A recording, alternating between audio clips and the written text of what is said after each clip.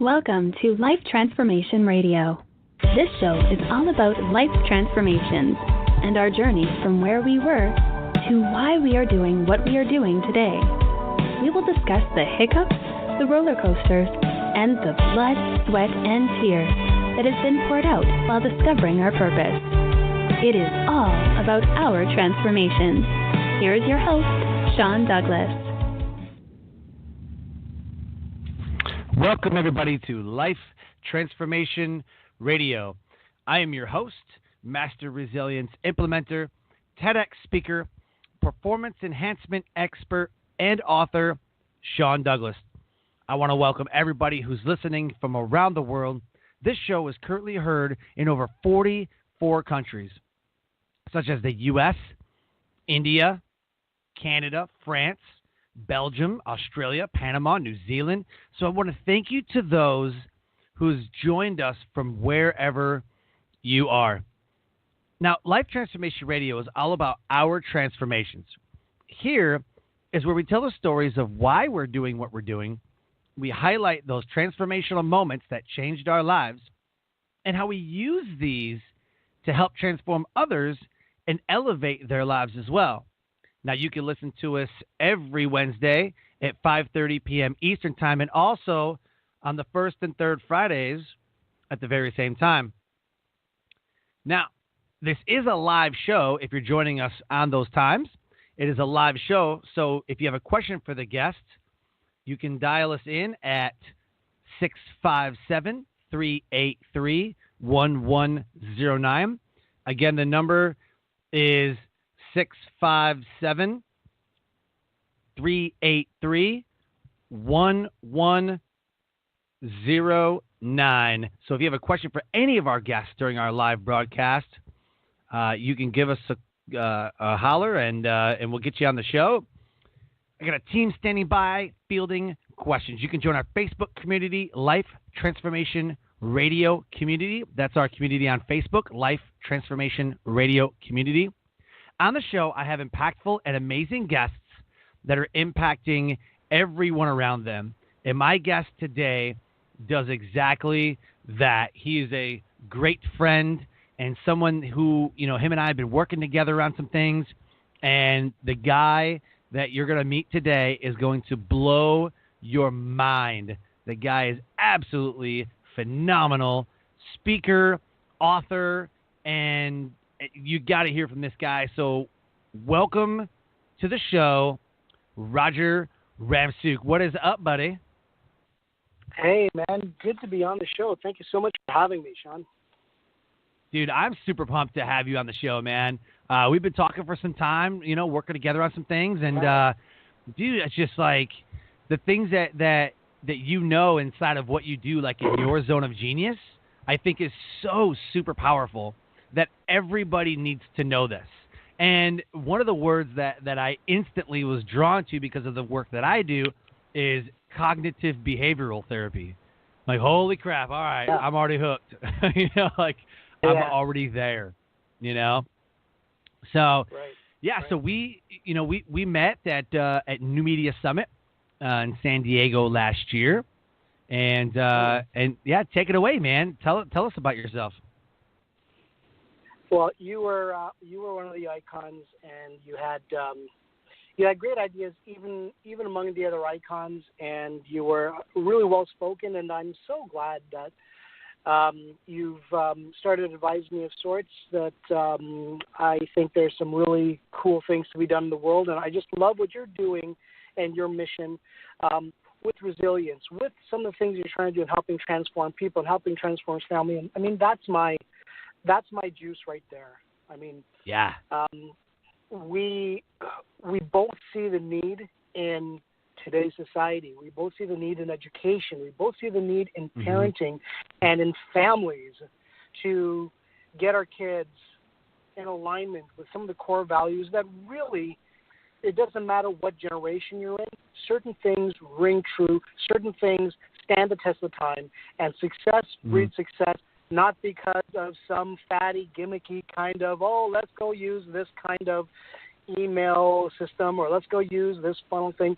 It's about some of the core principles. And man, when you learn these yourself, when you teach your kids these, I mean, that is what's going to make a difference in business, in the home, in the family, in transforming lives, in improving your country in the United States, my country in Canada. I mean, this is where it's at. And so much of this stuff is being lost.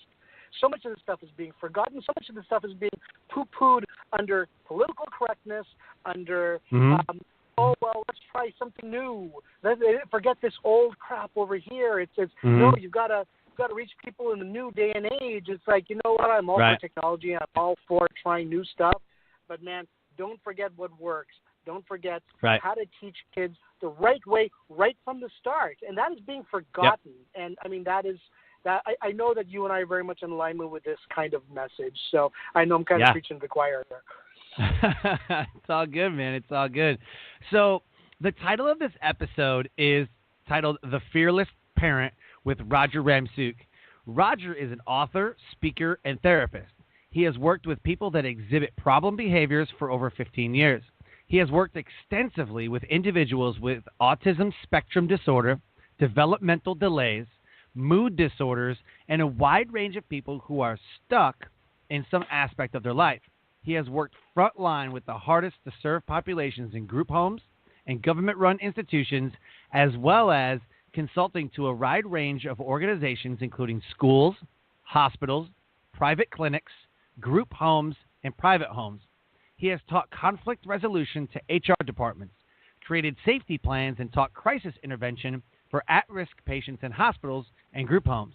He is certified in cognitive behavioral therapy, applied behavioral analysis, crisis intervention, and he is the award-winning author of the book, The Fearless Parent, 20 Ways to Inspire Success, Respect, and Gratitude.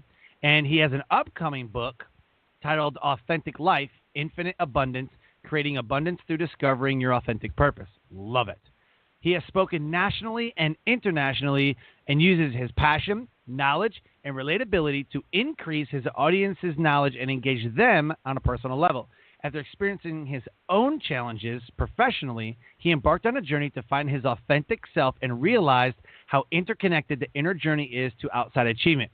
He now guides others in their own journey of moving past their own setbacks and self-imposed limits to live lives that fulfill them spiritually, emotionally, and physically. You can find out more about Roger at www.thefearlessparent.com. You can also go to www.2, so it's secondauthenticlife.com, so thefearlessparent.com, and then www.second, like the number 2, secondauthenticlife.com. Dude, you, in your bio, like you, geez almighty, man, you are crushing it. Like, I'm reading it like, yes, Roger. I hadn't actually realized there's quite a bit on there, but you never do until someone reads your bio. Like before I go on stage, right? You know what I'm talking about? Like before you go on stage, you're like, who are they talking about? That guy's awesome. Who are they talking about? You know, we don't really. I mean, that's kind of like we're in the same cloth, man. Like we're super humble. You know, we're not like, ooh, look at me. You know, like people read our stuff and they're like, geez almighty, like. Yeah, if somebody tells you, like, I know they tell you, like, you got a lot going on. Like, you do a lot of stuff. Like, oh, no, it's fine. Not really. And then somebody looks at it and goes, you do a lot of stuff. Like, I kind of do. Crap. So, no, I mean, I think you're a rock star, man. I think you're awesome. Thank you. Right back at you, too, man. You're making it happen. You know. So the first question I always ask the guests on the show, and I feel like is the most important question that you must ask, is why? Like, why is it that you do what you do? So that's my question to you, Roger. What is your big why? Why do you do what you do? Yes, absolutely. And I think for a number of people that are in this realm, it comes from a very personal place, and I am no exception in that manner. In that I've always known inside me that I was not going to have a traditional job in the sense of Monday to Friday doing something, climbing the ladder, within an organization, impressing bosses and doing my best. Inside, I didn't think that was me. I knew that I would do something different, but I didn't know what it was. And I went all throughout school getting really good grades, being one of those people that are, voted like most likely to achieve, blah, blah, blah, blah, blah. And went to university, not really because I wanted to go, because I didn't think that was where I should be, to be honest with you. But I didn't know anything else. And growing up in my household, my dad, my mom were like, you're going to become a doctor, you're going to become a lawyer. That's the only two options. Okay, maybe we'll accept engineer. But that was it. And I went into university fully. Sorry, go ahead. No, I was saying that sounds great. Well, yeah, it did, except that wasn't me. And it took me completing my degree. It took me completing my degree in psychology at the end of it all to realize that, I knew about halfway through that law wasn't for me. And I had to be honest with myself, I wasn't smart enough to become a doctor, much to the disappointment of my parents. But doctors are just a different breed, I think. And if I'd studied and killed myself, maybe I could have got there, but it wouldn't have been worth it in the end in terms of the stress, in terms of what I had to do in order to get there. And I guess in the end it wasn't meant for me. It wasn't my calling.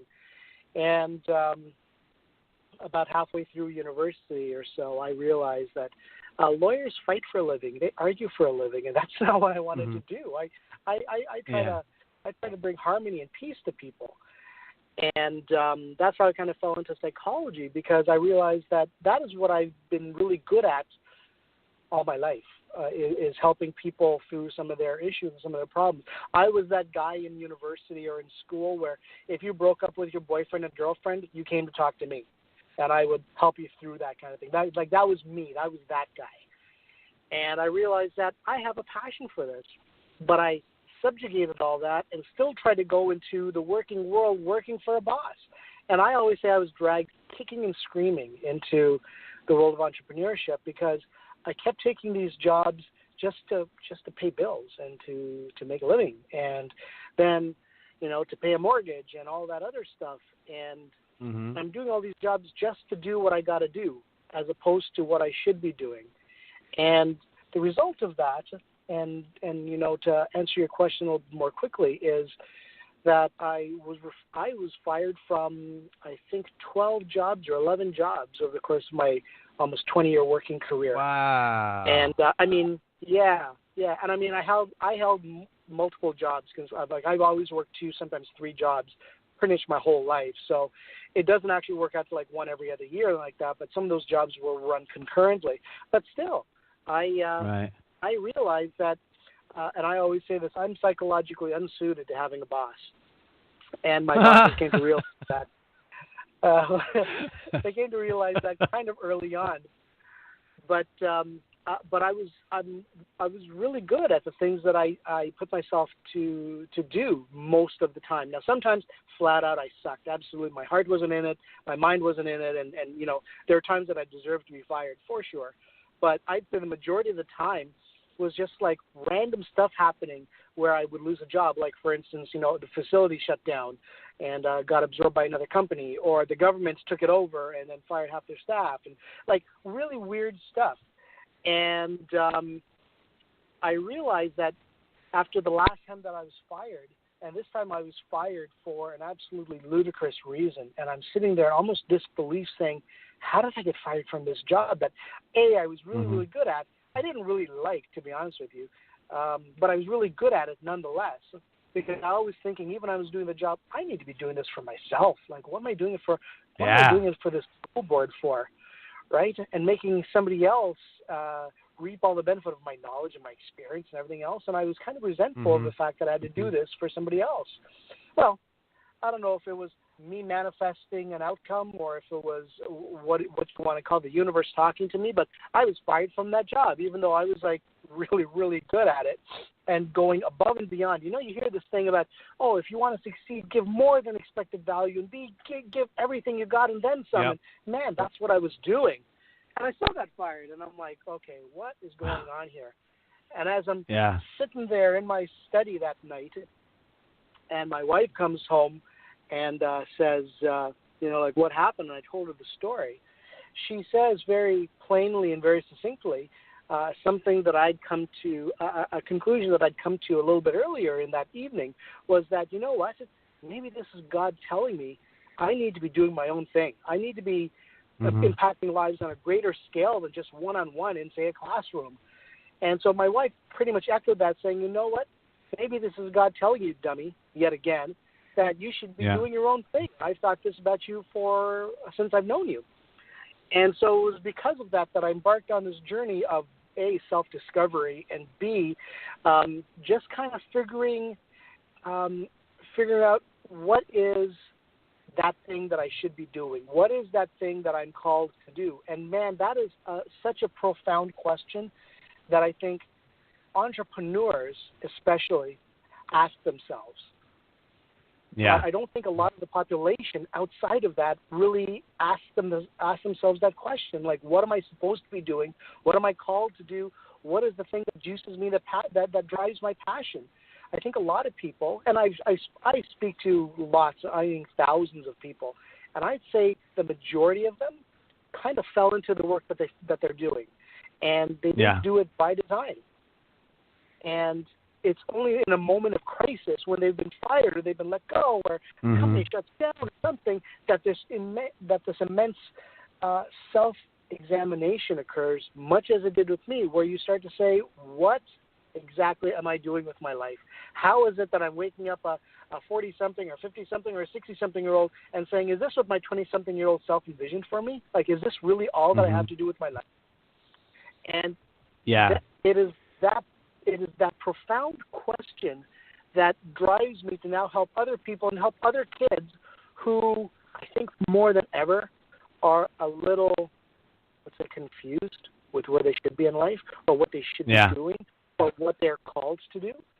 And I think more than ever, there's so many options open to kids now, and technology plays such a role in this whole dynamic of you can work from home, you can start an online business, you can be an internet entrepreneur.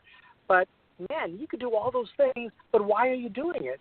And so, your very first question is so profound on so many levels, in that, why are you doing it? What is your why? And for me, my why is, man, I see a need in society, in kids, of people, and of parents who lack direction in how to help their kids, and how to create success, and how to teach them some of the successful principles that they know, but maybe they don't even know how to teach. And maybe they don't know how to convey it to the kids, because the kids don't even want to listen to them.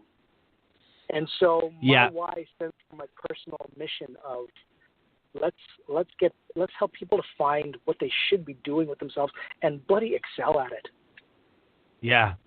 So what would you say? So we on this show we talk about the why, and then we talk about the transformational moment that has changed our life into what we're doing, and then how we're helping everybody. So, Mothers Against Drunk Driving got started because the mother, his daughter was killed by a drunk driver. So that's how they got started. A lot of people become like, I'm a suicide survivor, and so now, I'm a suicide awareness trainer, in the military, because, I try to take my life, and a lot of people, I find that, they're sexual assault advocates because they were sexually assaulted or raped, or they do jobs because of their experience, and their transformational moment derives from that. So, so what would you say is your transformational moment, that one decision, that one moment, that whatever it was that said, okay, I can't keep living this way. This is what I need to do. And then we go do it. Yeah. I would say a defining moment was the last time that I was fired from my job. But even before that, there was this moment as I'm going to these seminars and learning about entrepreneurship and learning about, let's say, positive thinking, and about getting up when you've been knocked down, and about how wealthy people think. And I'm sitting there in this seminar that I've paid, I I think it was $1,500 for. Wow. And I'm looking at these speakers and listening to them speak, and then I'm reflecting on what is in my bank account. And in my bank account at the time, I had less than $800 in there, and I'm like, you know, everybody says you got to take that leap. You got to have that leap of faith, and you got to make things happen. And bloody hell, with my last like $2,000 or so in my bank account, here I am spending $1,500 thinking that I'm going to make this thing happen with this course, and boom, nothing happened. Actually, a little bit of a scam, and I'm not going to not names or anything like that, but it was one of those real estate type things where you go in and all they do is they spend 3 days telling you about things that don't apply in your province or in your state, and then they try to upsell you on a $20,000, $30,000, $45,000 program. And I'm like, are you freaking kidding me? This is what I spent the money on. So, ouch. I'm thinking, yeah, ouch, exactly. But I'm thinking there's a lot of thinking here. There's a lot of mindset work here that really resonates with me. And why is it resonating with me is because I'm searching, and I'm a really educated guy, and I'm still searching. And I'm thinking, how many people out there don't even have as much on the ball as I do? And some of those people are much more successful than I am, and many of them are much more successful than I am because their thinking is straight. But then how many people don't achieve what they truly believe in their heart is possible for them, that they're capable of, that they desire to have. How many people are like that? And that is what kind of started me on. It started with the question of, you know, like every good entrepreneur journey just starts with, you know, a good question. How can I serve this person? What is the need out there? How can I fill that need? Do I have the skills, or can I attain the skills to fill that need? And my transformation started kind of with that question, to say, how many people out there are in need of that kind of direction, or in need of that kind of thinking in order to transform, let's say, ready to jump into entrepreneurism yet, but fast forward a couple of years later, and I've been fired from my job yet again. And as I've been fired, I'm thinking to myself, okay, God, I get it. You're trying to tell me something. I should follow my dream. I should follow my heart. And you know, when I speak about this, one of my key phrases I say is that, you know, in these moments of crisis, it is that crisis that defines you, because either you stand up or you fall down and you stay down. And some people fall down and they get back up no matter what. And I mean, those are the stories that make me, I say, bawl my eyes out when I hear them. You know, like that touches my heart, that touches my mind, that touches my soul when I hear people that, man, that just, they're on the brink and they bring it back. And that is transformation. You know, it's such a powerful, powerful word for me. And that's why I love what you do, because, man, that is the thing that I look at people that I say, you know what, when God takes you to that crisis, he takes you there to make you. Will you let him take you there? You know, will you let him bring you through it, right? Do you go on faith in God and faith in yourself? You know, or do you listen to that negative nattering of those negative Nellies out there who say you're not supposed to be doing this? That's why these things happen to you. It's like, you know what? Damn you. Yeah. I will make myself. I will make my destiny. Yeah. So, yeah, man, I'm totally feeling what you're saying, man. You know, we just got to make it happen no matter what. You know what I mean?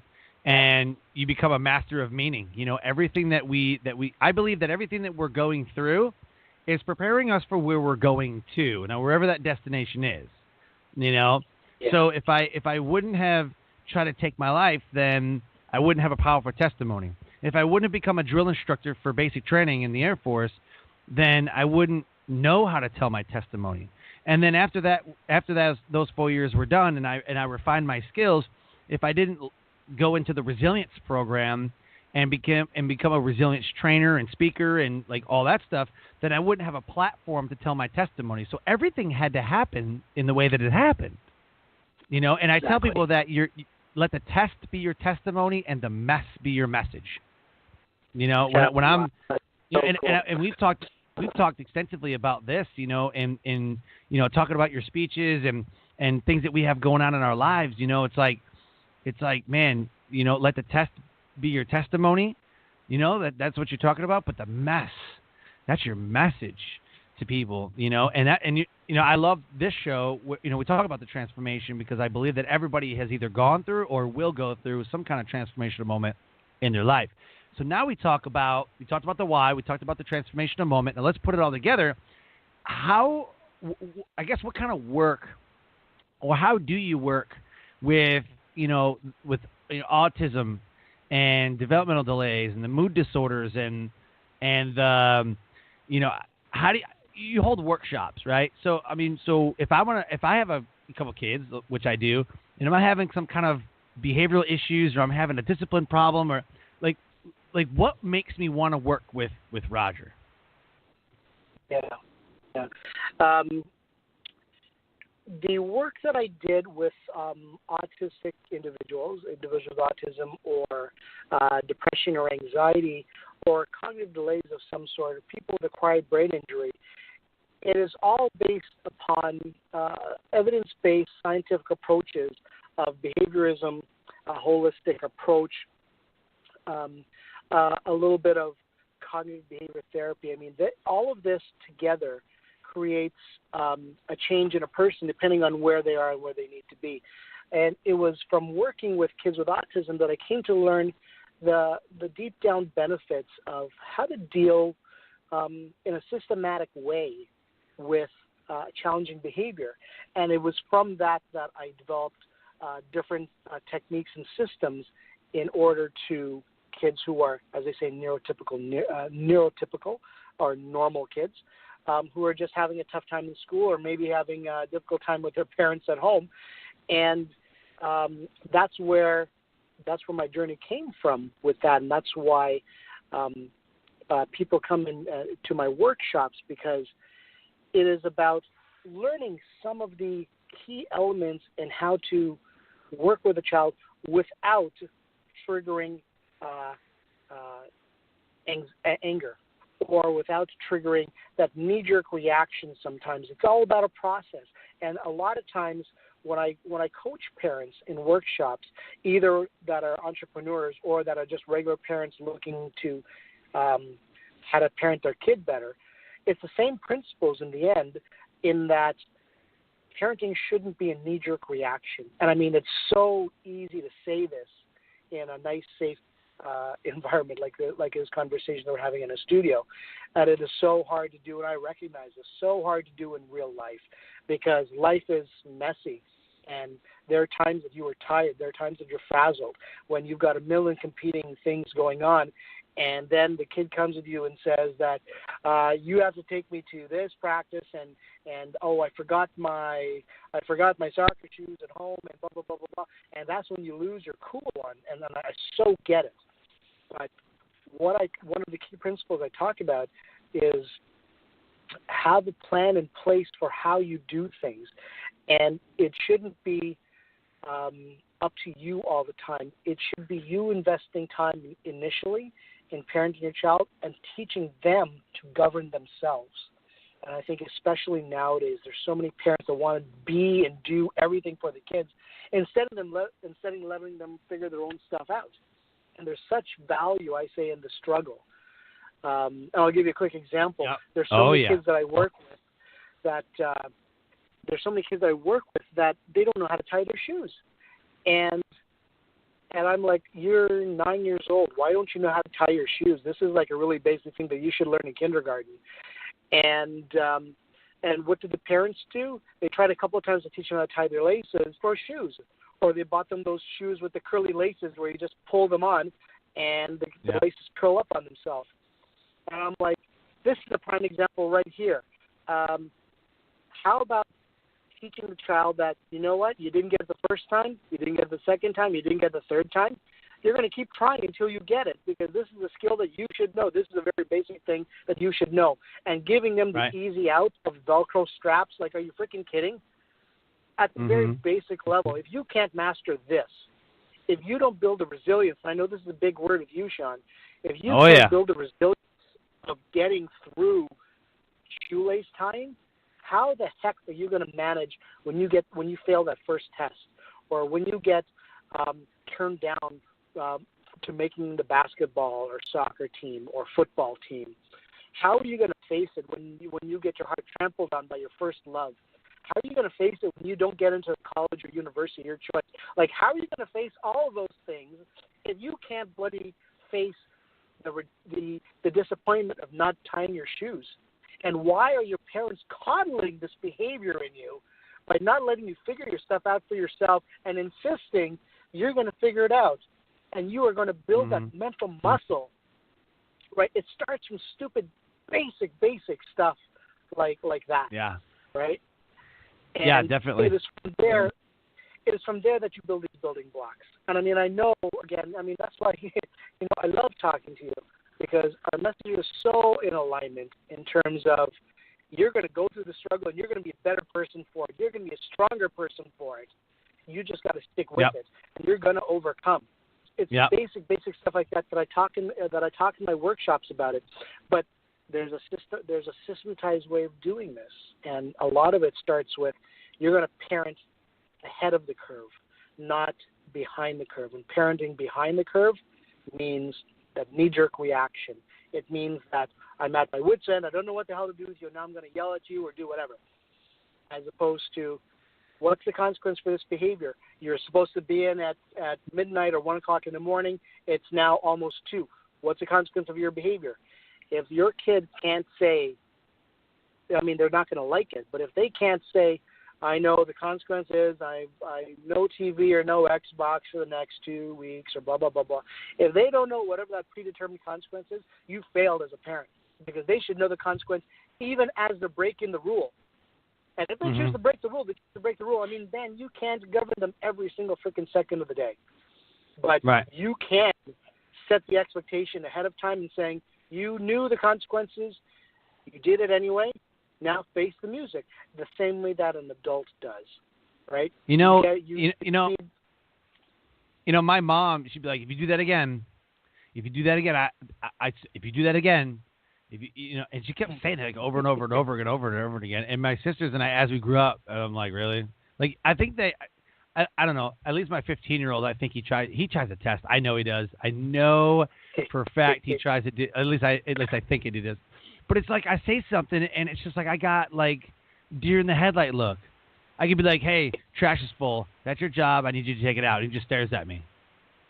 I'm like, hello. He's like, what? I'm like, what do you mean, what? He's like, what? I'm like, take the trash out. He's like, oh. I'm like, what the?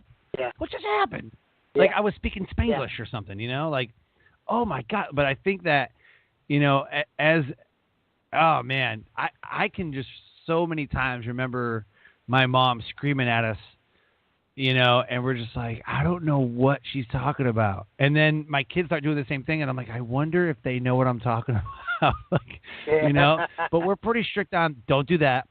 Don't do that. Like, if you test me one more time, and you're going, to your room, we don't just smack our kids around and have belts, and like, I grew up with that crap. We don't do that stuff. We have, like, I'll make them write 500 times, why they got in trouble, doesn't bother me. Make them stand in a corner or sit in a chair, whatever. My son hates sitting on the couch, not doing anything. Like, I make him sit on his hands, and he hates it. He's like, can I get up? I'm like, no, you can sit there and just stare at nothing. And he hates it. My daughter hates going to her room. She never wants to be in her room. She wants to be around people. She wants to be around us, whatever. So if I tell her to go to your room, she's but, and she's got toys in there, but she hates it, So I will take out. Yeah. Oh, definitely. Like, I'll take the Xbox cord, but not the Xbox. So you can stare at the game, but you can't play it. Like, so close and so far. Like, you know what I mean? Like, the game's right there. But I took the power cord. You know, so talk about effective ways to discipline your child. I think that, we've gotten to this culture where, like my pastor in church during his sermon will say something to the effect of, God this, and, we're talking about our sermon and this, that, and he's like, and sometimes your kids get out of line, they get out of whack, and we know that you don't spank your kids. Oh, we know. I'm like, Pastor, you can't say that, It's so funny. But, we don't spank our kid. I don't know, I guess when they're 4, we have a 3-year-old, and we might swat her on the butt or something, but, we don't, put them through a wall, and get belts and, all that stuff, you know what I mean? But we do have, I believe, effective discipline where it's I told you no. And I really don't like to yell, but I get so mad sometimes. So talk about effective ways that parents can discipline their child, but still have that gratitude and respect for each other. Yes, absolutely. So, I'm chuckling to myself as I listen to you tell me about your son, because I got 2 things to say about that in relation to your question. One is it's okay for them to test. I like when they test because they should test, because it's painful as a parent. But let me tell you, it is that kind of unwilling to accept an answer that leads to success later on in life, right? If as an entrepreneur, if you took no every time you pitch something, right? Every time you spoke to somebody and they said, no, thank you. I mean, if you accepted that, you'd close a lot fewer sales than if you said, well, okay, that's interesting. I can see, okay, you don't want it. That's fine. But can I ask why? Do you not see the value in it? Do you not think I can help you? Do you not think, blah, blah, blah. And pursuing the no as opposed to just accepting it, right? So one of the things I say right off the bat is I like kids with spirit, as painful as that growing process may be, okay? Because if you come from, and I know several people like this, and I was kind of raised like this too, in that you did not talk back, you barely raised an eyebrow. When my dad was in his, he looked at and he was yelling at you, if you looked him in the eye, that was challenging, that was confrontational. It's how dare you look at me when I'm yelling at you? You cast your eyes to the floor in shame, young man. That kind of thing, right? Wow, yeah. That kind of parenting breaks somebody's spirit, and that is never what I want for anybody, right? So, as much as it's painful and it's never pleasant to go through it, but the other side of it is that, man, that is building a certain type of thinking that you want to foster in your kids for future success, because they have to test the limits. They need to, if they want to succeed, they need to question the status quo. And it is those people who question the status quo, man, those are the ones that create some of the most life-changing medicines, life-changing technologies, life-changing anything in this world. The ones that question the status quo. I mean, that's the foundation that Steve Jobs built the entire Apple empire on. Was I challenge the status quo? That's practically their mission statement. That isn't their mission statement, right? Wow. So, interesting. Interesting perspective. Yeah. So foster that in the extent of not breaking their spirit. Now, having said that, they should also know what the rules are, because the fact of the matter is we live in a rule-governed society, and they, even if they work for themselves, there are still people that they have to listen to, government regulators, etc.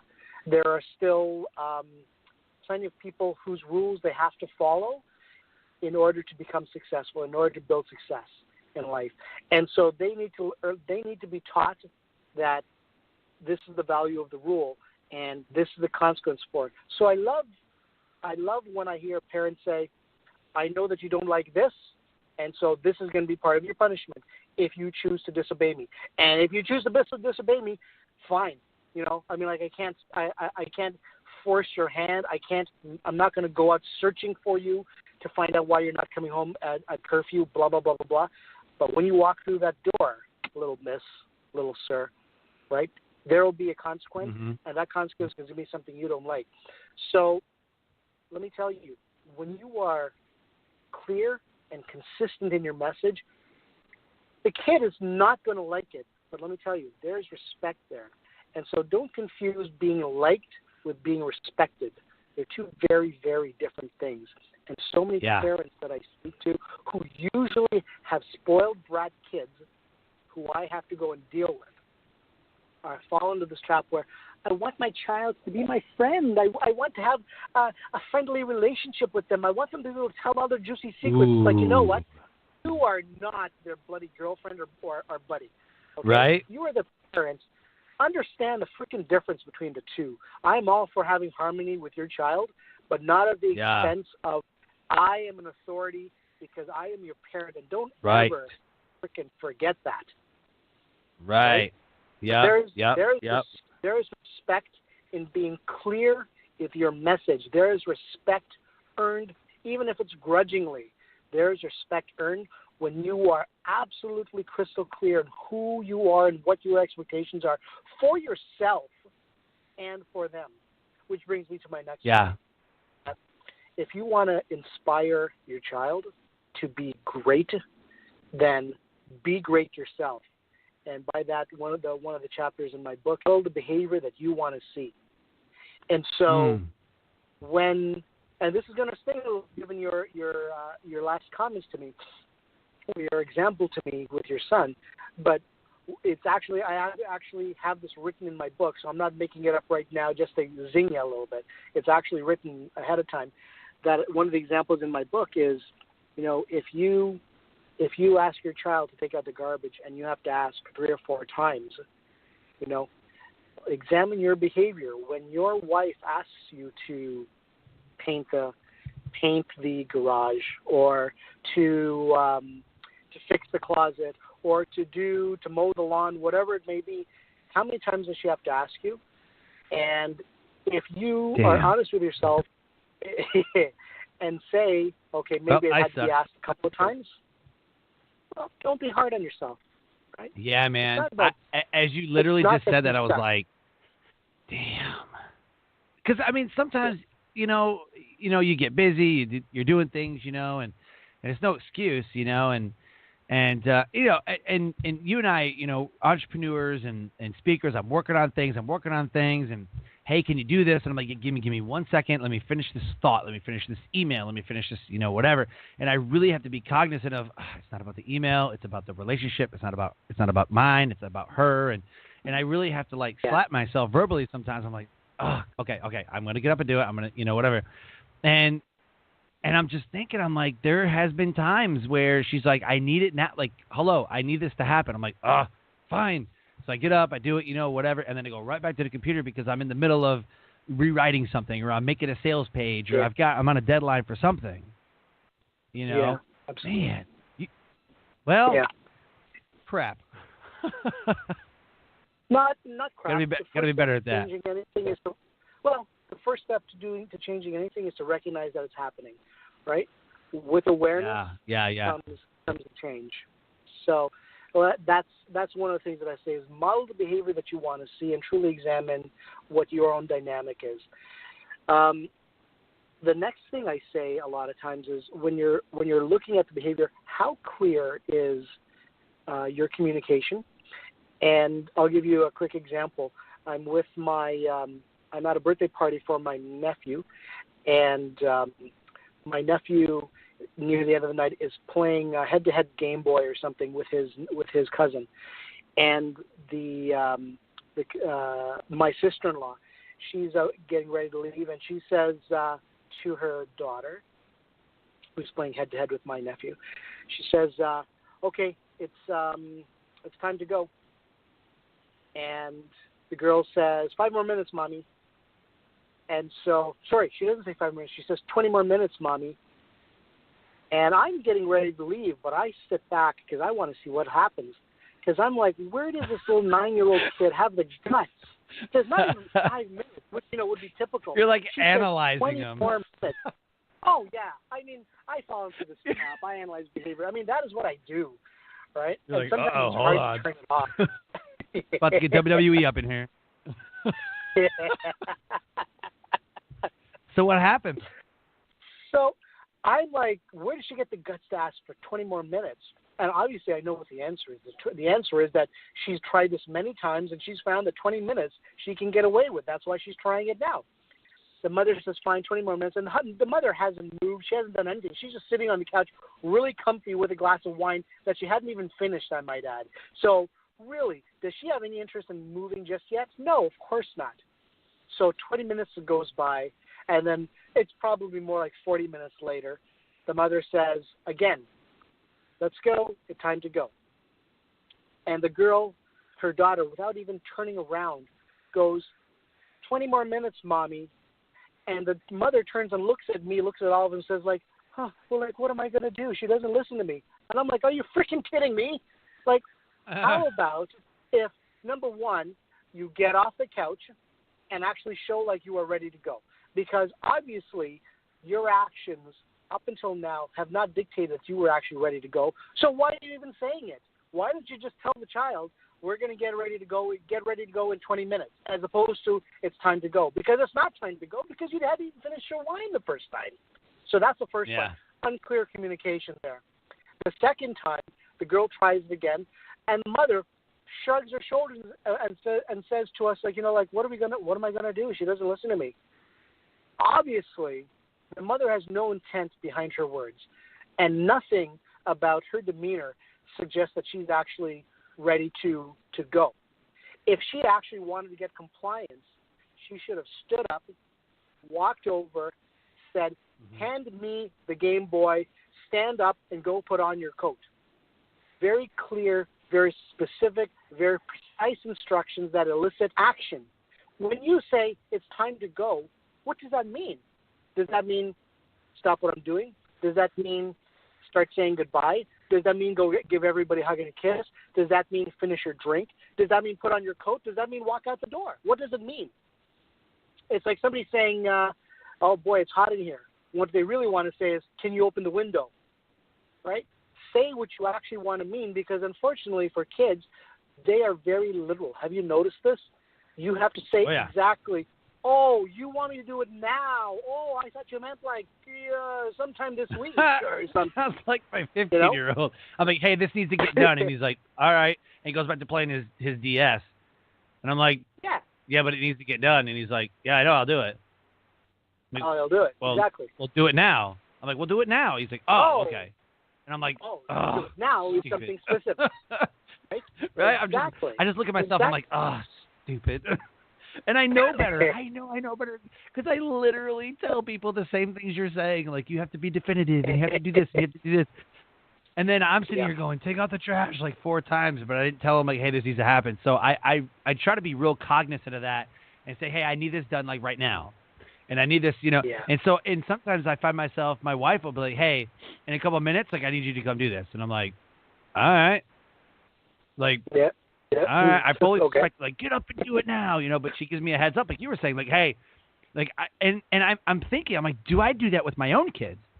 Do I turn around and go, hey, kids, we're getting ready to leave, so make sure you clean up. Make sure hey, let's go. We got to go. Because I know for a fact, we do this before bed. I know for a fact, hey, guys, hey, get ready to get to bed. Let's go. Get ready, clean up your stuff, and, hey, we got to go to bed, so get ready. But I wonder, do I do that when we're leaving the house, or do I do that, in other times? I don't think I do. Yeah. Wow. And it is so illuminating when, an outside person can look in on your life a little bit and say, well, here's why that's happening, kind of thing, right? Because when you're in your own fog, it's foggy, right? Sometimes you need to be standing outside the fog in order to look at what you're doing. And it's usually a really, slap on the forehead, oh, duh, kind of moment, right? Mm-hmm. So that's awesome. So tell me what was the inspiration of writing your book? Your book is called The Fearless Parent, 20 Ways to Inspire Success, Respect, and Gratitude. So what was the inspiration? What was the fuel to writing this book? You know what? It is working with so many kids all these years and watching the really poor way, and I'm going to use very nice language here and just say very poor way Yes. that parents parent. And they come to me, the parents who end up working, who I end up working with, who come seeking me, they're usually at their wit's end. And I'm like, you don't have to wait till things are at bloody crisis in order to improve the way you're doing things with your child. And so I wrote the book as kind of a means of being proactive, to say, here, read the book instead of me telling you stuff and making it sound all bloody preachy. And instead of you coming to me when things are in crisis, read the book ahead of time and see if you can change some things without having to come to a workshop or without having to be in crisis. Be proactive about some of this stuff in parenting and in life, and just say, man, I work with your kids, and I hear how they speak, and I hear about the way you guys do stuff, and I just collected all of these stories and all of these principles, and I just put them into the book, and I just said, here is parenting, and I'm not going to call it the parenting manual because that's bullshit, because every kid is different, and every parent needs a plan that is customized to them for their own specific needs. But what I'm going to say is that there's certain general principles that everybody should follow. And then once you know those things, man, you make it work however that works in your dynamic with your child. Because I'm not so ignorant, and it is ignorant, and I'm not so naive, because it would be naive for me to say, you do these things and you're going to have a perfect kid. That's ignorant and naive. What I do say is that you read some of these principles and start applying them, and the relationship with your child and your child's relationship with themselves will improve 100%. So, dude, I love it, man. Yeah, thank you. It was just inspired to say, you know what? I'm sick and tired of seeing some really common sense stuff could be done so much better if only they knew what I knew. And so the book was an attempt to take some of what I know and just, benefit from my 20 years of experience of working with your kid. It's awesome. That's amazing.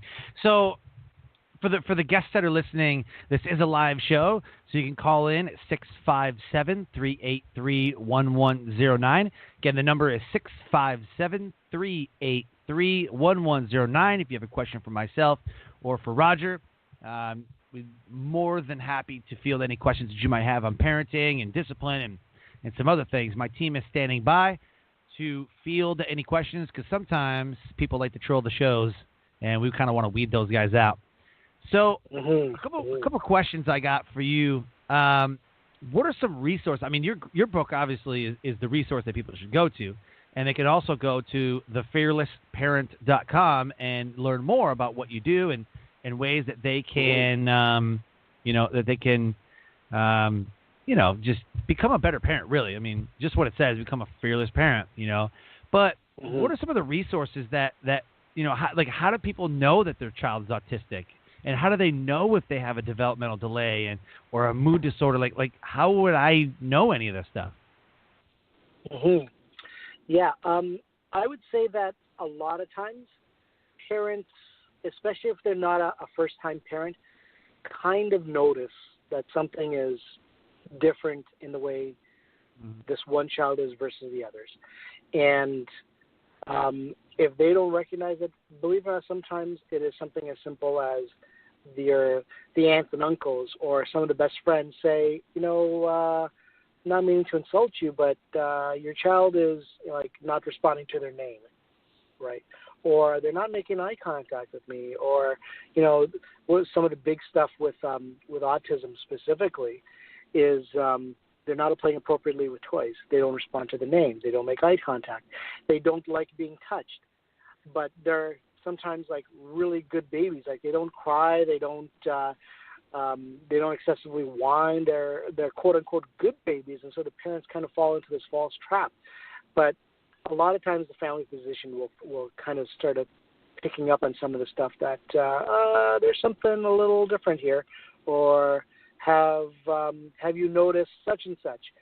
And so, as a parent, I just keep saying this over and over again, that be really in touch and in tune with how your child would respond to things. And if you find that that's like, that's a little weird, you should have your antenna up. Now, you shouldn't go all paranoid and say, oh my gosh, they should be saying their first words at X number of months, or they should have been walking at X number of months and not doing that. No, don't freak out.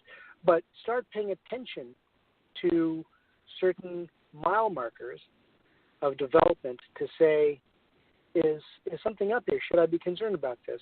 And as soon as you're concerned, then take them to a professional. And your doctor probably has enough speech and language pathologists, developmental pediatricians, physical therapists, and such, that they can start to diagnose something is okay or something's not. Like, I'll give you a very good example. Is one of my wife's good friends. Her son didn't speak until a year and a half, almost 2 years, and she was so worried, but she resigned herself. She says, you know what? My son is just never going to speak, and I'm okay with that. So she started teaching him sign language. And she took him to a speech and language pathologist. She took him to the pediatrician, and everybody said, your child, there's nothing wrong with your child. He's just not ready to speak yet, but there's no reason why he wouldn't be. He should be speaking. Just give him more time. But she was like, okay, fine. He's just not going to speak, and I accept that because I want to be a good mom and I want to support him, and so I'm going to teach him sign language. And so she started teaching him sign language, and he learned sign language before he learned how to speak.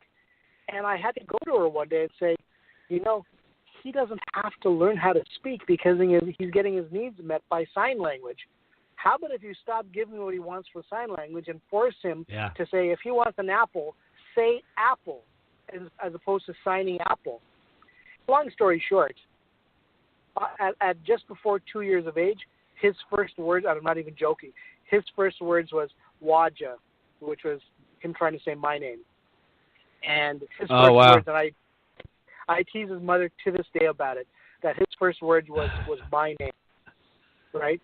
Because that's awesome. I had a fantastic rapport with him, and I encouraged him to, oh, you want the ball? Oh, you want the G.I. Joe? Oh, you want the Transformer? Then say man, say toy, say ball, say the color, say something, buddy. Right. Right? And there was nothing wrong with him. And now you can't stop him talking, actually. That's awesome. So there's nothing wrong with there's nothing wrong with paying attention, but just don't go overboard, is what I say. Right. Yeah. So as we close the show, we're winding down. As we close the show, here's your shameless plug. We always do a shameless plug at the end. You can plug friends, quotes, websites, Facebook, products, movies, whatever it is that you want to plug and let people know about. This is your moment to shine. Shameless plug. Go. That's wonderful. Let me just say this. I am jazzed. I get juiced by talking to parents and by connecting and hearing stories and helping them out. And not everything I do is just about for fee. I readily dispense free advice and work on people with certain scenarios. Now, when things get really involved, then of course there's going to be some kind of exchange of services there. But I love talking to people. So if you want to engage with me, one of the best ways is just email me, roger@thefearlessparent.com, or just go on my website, www.thefearlessparent.com, and connect with me there. And make sure you put in the .com, by the way, because if you put in something other than .com, you go to a whole other website. So it's thefearlessparent.com. And or connect with me on Facebook. I'm Roger Ramsukh. The last name is R-A-M as in Mary, S-U-K-H. And connect with me on Facebook. Or I'm also on LinkedIn. Same, Roger Ramsukh on LinkedIn. And let me hear your story. Let me hear what's going on with you and what you loved and what you disagree with. Because, I mean, I hear lots of differing opinions by people saying, well, I don't think you should parent that way, or I don't think that's good because that doesn't work for my son or my daughter. Howard to you. Let me hear what your thoughts are on that, because it is amazing how for every rule, quote unquote, there's an exception to it, and there's a case to be made for it, and I'm all for that stuff. Yep. So, awesome, man. Thank you very much for the show, Sean. This was wonderful. Yeah, man, absolutely. So as we wrap up, can you deliver your best nugget of knowledge that will motivate, transcend, and inspire someone to take action? Oh wow, that's a tall order. What I typically say is, in the end of it all, you don't have to know what the newest gaming platform is. You don't need to know the difference between what you need to know is what do you stand for? What is your belief? When you are clear in your mind about what your beliefs are, and what you would like to see for your child, when you approach it with love and understanding and a firm mindset, man, you can transform any relationship.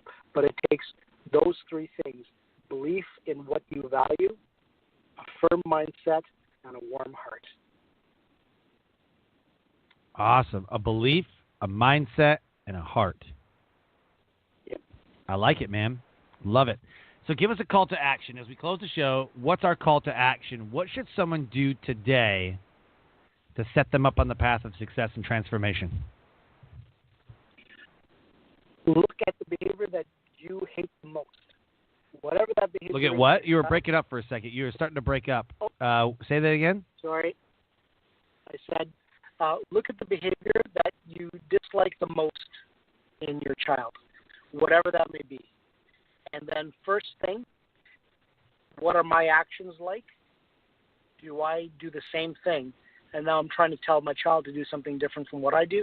And number two, am I truly clear in how I'm communicating this?